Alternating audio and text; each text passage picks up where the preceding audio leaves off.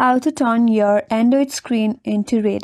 Hi everyone, this is Kate and welcome back to another video, and on today's tutorial we will see how we can turn our Android screen into red. So without further delay, let's get started. So for that, first of all, you need to open up settings in your device. So open up settings. Once you're under settings, scroll down a bit and then head towards the display option and tap over it. Again, once you're under display, scroll down a bit and on the color section, you will find an option as color temperature and color mode. So tap on it. So once you're under this, in order to change your screen into red, first of all, under contrast, you have to choose the vivid option.